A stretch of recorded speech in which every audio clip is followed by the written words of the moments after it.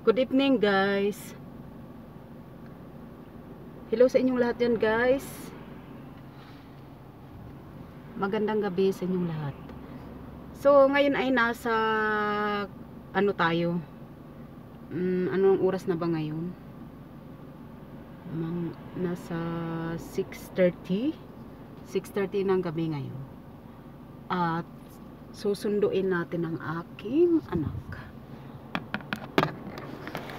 So subukan natin kung ay, ano ba?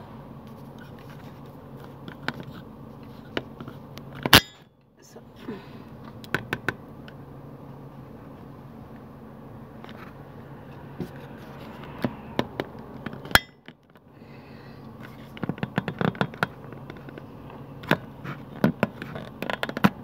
sunduin ko ang aking anak guys, ang isang anak ko. So, gabi na ngayon. Kasi, ano na kami, mag-a-autumn season na kaya maaga ang dilim. Kapag summertime naman is mas mahaba ang araw kaysa sa dilim. So, tara guys. Please pray for me na safe ang ating biyahe.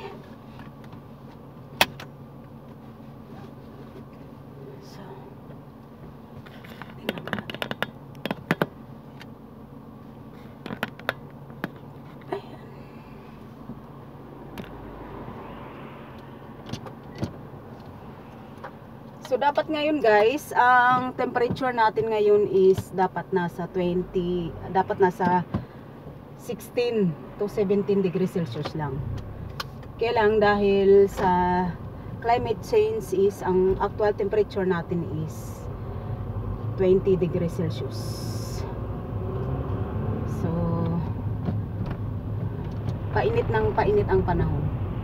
Kasi kagaya sa atin sa Pilipinas is sobrang mainit.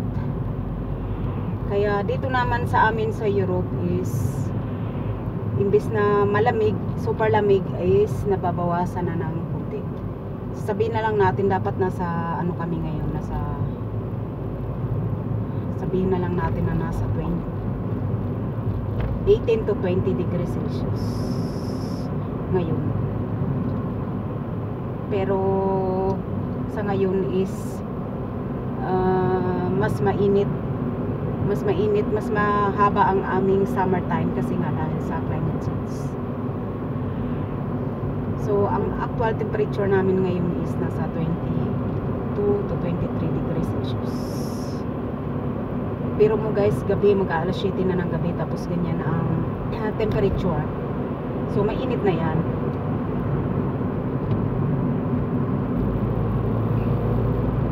Pero para sa akin, para sa mga walang problema sa summertime is mas maganda na ganito ang temperature namin. Dapat ang temperature namin sa gabi is dapat nasa 16 degrees Celsius lang. Eh kaso nung nakaraan 2 weeks ago, mga 2 weeks ago is ang gabi namin is umaabot ng 15 degrees Celsius sa gabi, 14 to 15 degrees Celsius. Pero kapag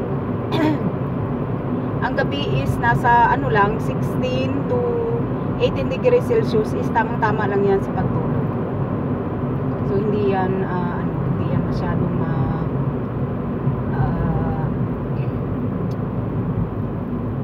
malamig.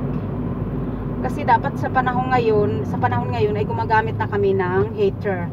Pero naka-off pa ang aming heater dahil nga sa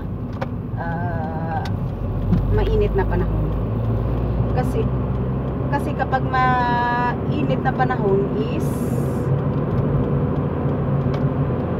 ang gamit namin, kapag mainit is hindi namin agad-agad na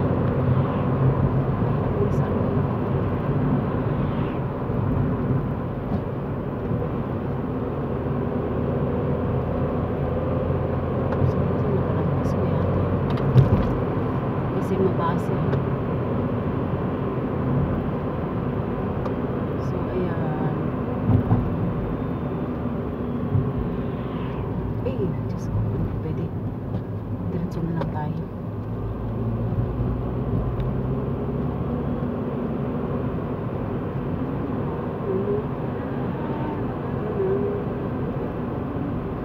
So balik na lang tayo guys, kasi hindi yun ang dapat nating pupuntahan.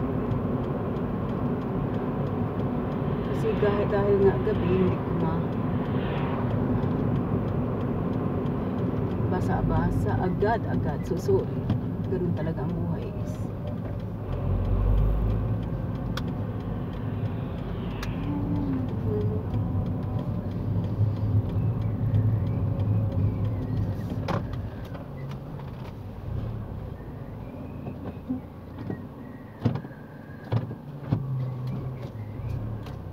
So balik na lang tayo kasi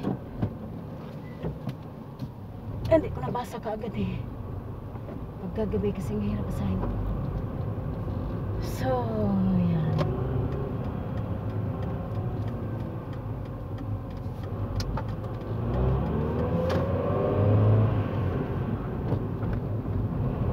So para sa akin guys, mas maganda kung October hanggang November ang aming temperature is nasa 20 degrees Celsius lang. Mas maganda yung ganun. Kasi nakakatipid kami ng heater. Dahil dito sa Austria, Europe, ang heater is ang mahal-mahal. So dapat talaga hindi pa muna inuuna ang heater. Kasi sa trabaho naman kami araw-araw. Pagdating namin sa gabi, matutulog na lang. So, hindi naman na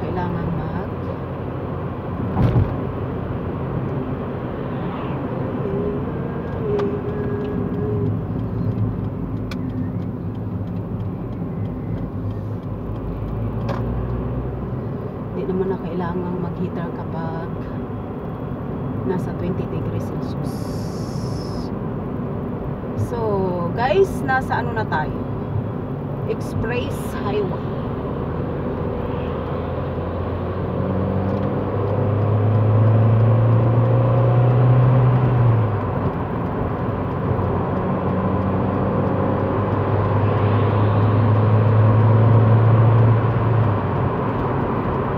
Ang ating sasakyan is 18 years old na, so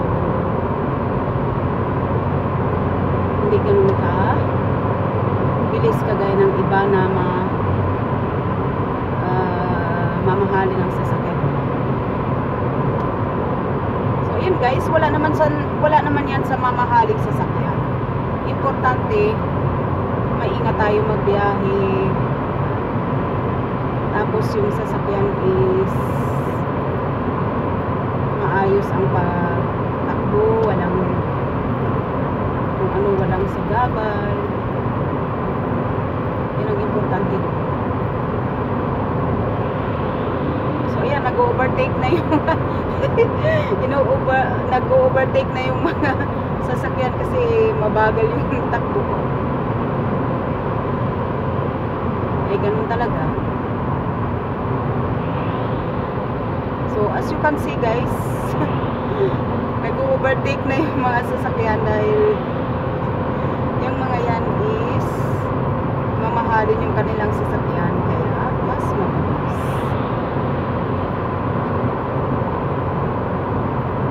Pero ganun talaga ang buhay. I wish I can buy a car that a little bit like 5 years old or 7 years old, but our car is already 18 years old, so it's okay. We are using this for going to work and for very important matters. So ganun talaga, kasi hindi naman kailangan may sasakyan tayo tapos ipagmayaman natin or ipakita natin sa tao na meron tayo ng sasakyan. Kundi ipakita natin na may sasakyan tayo para tayo ay makarating sa ating pinagtatrabahan. Pati yung bus pati yung bus nag-overtake na. O yun guys. Pati yung bus nag-overtake na sa atin. Dapat tayo ang nag-overtake sa bus. O yun. Ay, 100 ano na nga yung patakbo ko eh. 100. kilometers per hour ang takbo natin. Kaya yung mga bus kasi allowed sila hanggang 120 kilometers per hour ang kanilang takbo. Dahil nga pag 100 kilometers per hour lang ang takbo, is nakakatipid ako na ang gasolina.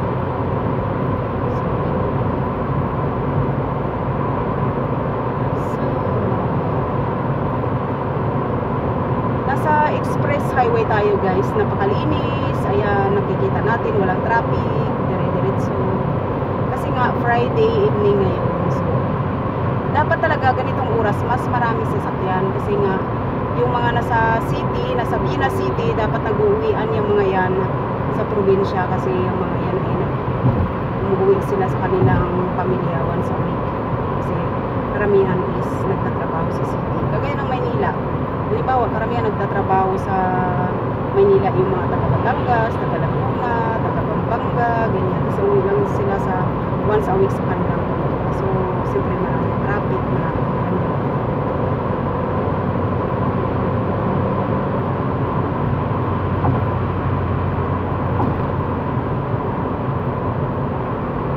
ganun. Sayang kasi yung anak ko walang driving license. Ang anak ko marunong sa mag-drive, kaya nang wala siyang driver license kasi nga alam niyo na matigas ang ulo, lumalaban sa papa. So kung hindi lumaban sa papa, hindi sana meron na siyang driver license mo. Eh kaso pag ang bata lumalaban sa mama at papa is hindi yan susuportahan. Kasi nga matigas ang ulo. So kaya guys, kaya mga kabataan dyan, kung mapanood ninyo itong vlog ko, dapat huwag kayong lumaban sa mga magulang. So hindi ninyo kung ano sinasabi ng magulang. Huwag na kayong maraming katwiran, huwag na kayong sagot ng sagot. Kasi ang mga magulang, alam namin kung ano yung para-pagdapat sa inyo. Ano ang nakakabuti sa inyo? Ay hindi lang kayo tutulungan, kundi tulungan kayo para kayo mismo ay magsumikap at maging matibay sa buhay. Kasi alam nyo mga kabataan, pag kami mga magulang, tulungan lang kayo ng tulungan. Kahit na naghihirap na kami, kahit mahirap sa amin, tutulungan namin kayo. Ay mas magaan na sa inyo, pero mas mahirap sa amin. Kasi hindi naman kami milyonaryo. Kung kami ay milyonaryo at mayaman kami, walang problema yun. Kasi talagang susuportahan namin kayo mga bata. Pero kung mga magulang niyo is nagtatrabaho din ng araw-araw, kagaya ko, bumabangon ako ng alas 5 ng umaga para pumasok sa trabaho is siyempre ang sahod natin is pambayad ng ating babaat. So kailangan po sasabihin ng mga magulang, sundin nyo at mayroon kasama tsuga at hindi lang kasi yan na pag sinunod nyo yung magulang nyo is ano na lahat, libre na lahat, kapit sundin na kayo, hindi ka na.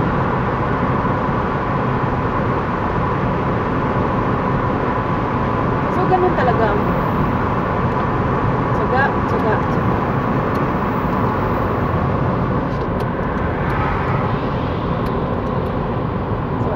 Dito na tayo sa heartbreak. Dito natin susunduin ang ating isang